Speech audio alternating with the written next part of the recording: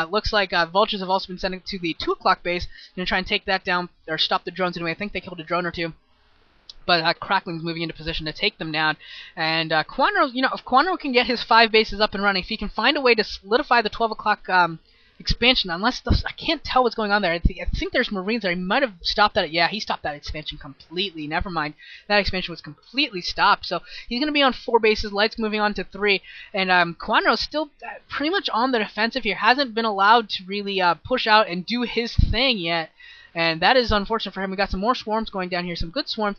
And really Kwanro's taking advantage of where the science vessels aren't. The science vessels are with the army at the 12 o'clock position rather than here at Kwanro's main and on his right side bases. So Kwanro is able to keep this defiler alive. I think this defiler has consumed several Zerglings and thrown down several swarms.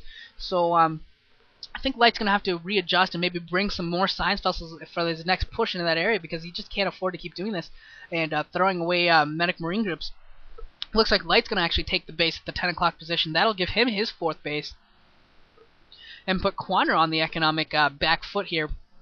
Only 5 Raxus for Light. I'm kind of surprised by that. I would have expected him to have like 9, 10 Raxus at this point. I think he has... Does he not have that base at the 5 o'clock? I thought he had the base at the 5 o'clock.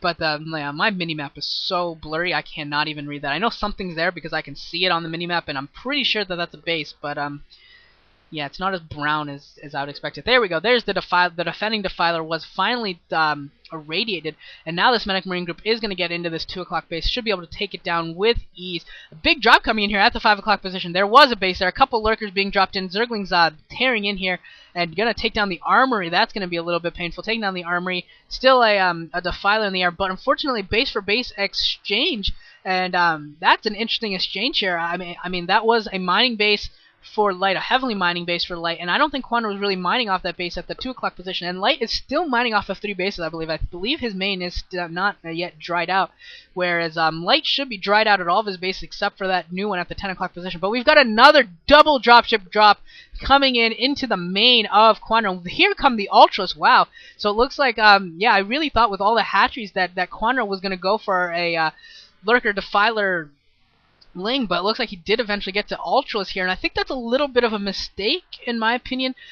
He went so quick to Hive and got those Defilers out, which was good, and I think Kwanro is just about to lose this game. He's lost a lot of drones here and losing a ton of Lings as well. But a little bit of a mistake there going for those Ultras. I don't think he really had the economy to do it, considering how fast he went to Hive and how little army he had on the field. I would have really preferred him to stay there on Lurker Ling Defiler and done it that way. And we never really saw more than 6 lurkers on the map at once, about-ish, somewhere in that range. I mean, there wasn't a ton. And huge eraser trick going off. 5 science vessels are irradiated and tricking around. And Kwanro just getting a little bit of celebrated on here. Really, he's just, this is not pretty anymore. Light taking another Wungjin Star Zerg to town, and yeah, a couple Ultras here at the 12 o'clock base, but not going to be enough. They irradiate on the science vessel being used to do damage there, and a couple more dropship worth of units coming in towards the main. Going to start picking off more tech buildings. Should be really successful at this. Are those overlords don't have anything, at the main, but at the 10 o'clock position, looks like Kwanro is going to try and drop the 10 o'clock position. Now, if he can take this base down, that could actually even things out if he doesn't lose too much tech.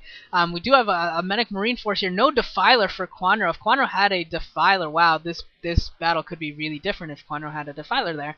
Unfortunately, tragically, he does not. And Light being a little careless here with some of his tanks, almost losing a couple of them, but able to save that 10 o'clock base, able to protect those tanks with a timely scan. And Kwanro's done. He's lost a ton of drones, doesn't really have a military, doesn't really have much of anything left. He's got some Ultras, can maybe hold out for a little bit, but not gonna have too much success in the long run here. And here comes the Ultras, gonna try and pound into this tank and medic marine group. Gonna go down.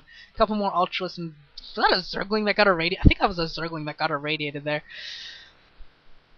But we're on to cleanup phase again. We're on to Light's TVZ cleanup phase number 2. How long will it take Kwanro to GG?